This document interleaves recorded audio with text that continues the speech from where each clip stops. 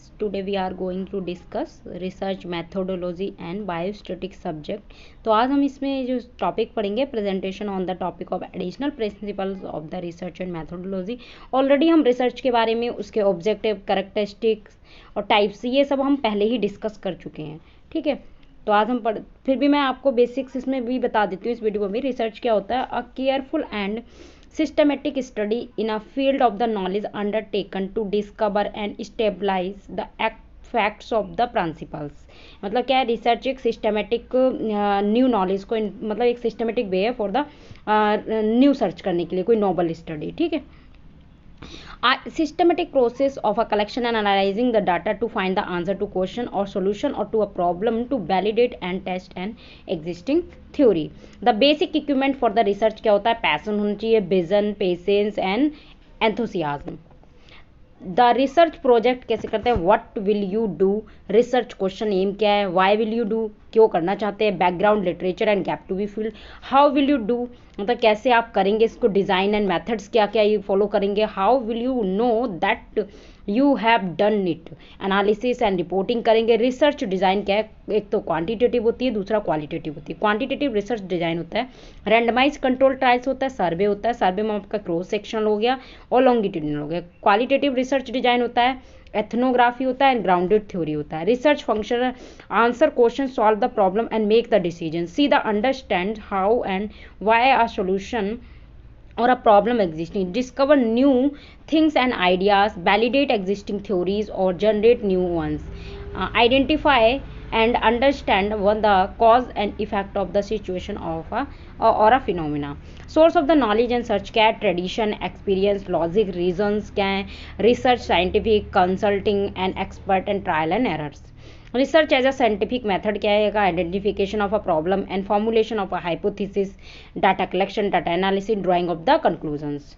To major types of the research आपका होता है। एक तो हमारा प्योर बेसिक थ्योरेटिकल कह लो, जिसमें conducting for a sake of the knowing of the, clinical practical applied होगा। दूसरा सेकंड टाइप का होगा कंडक्टिंग करता है for the utilizing and finding real life of the situation. Other types of the research according to the research design होता है, pre experimental हो गया, क्विजी एक्सपेरिमेंटल हो गया, ट्रू एक्सपेरिमेंटल हो गया। पर्पस क्या क्या है हमारा? डेस्क्रिप्टिव, एक्सप्लोरेटरी, कोरिलेशंस होता है, एक्सप्लोरेटरी होता है, रिलेशनल होता है, कैजुअल होता है और आपका इवैल्यूएशन होता है, developmental. Stages in the research process क्या है? द कंसेप्चुअल फेज होती है, प्लानिंग डिजाइन फेज होती है, इंपेरिकल एंड इम्प्लीमेंटेशन फेज होती है, एनालिटिकल फेज होती है। तो कंसेप्चुअल फेज क्या है हमारा?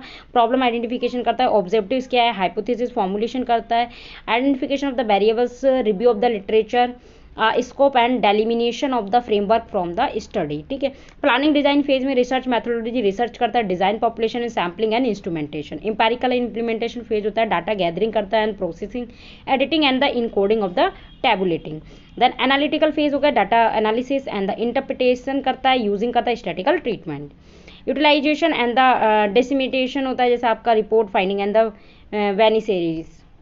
करेक्टरिस्टिक्स ऑफ द रिसर्च जो आपका ऑर्डर एंड सिस्टम्स हो गया, आपका कंट्रोल हो गया, एम्पिरिसिज्म हो गया या फिर जनरलाइजेशन हो गया। एथिक्स इन रिसर्च क्या है?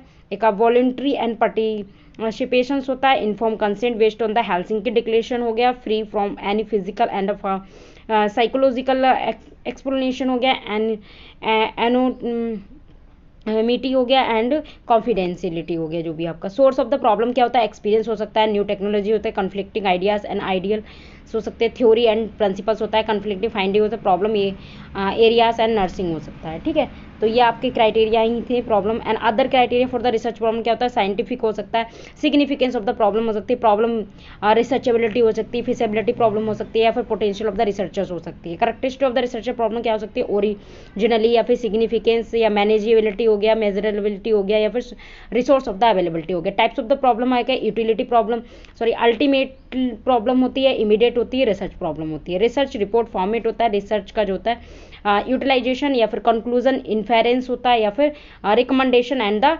इम्प्लीकेशंस हो गया। Thank you so much.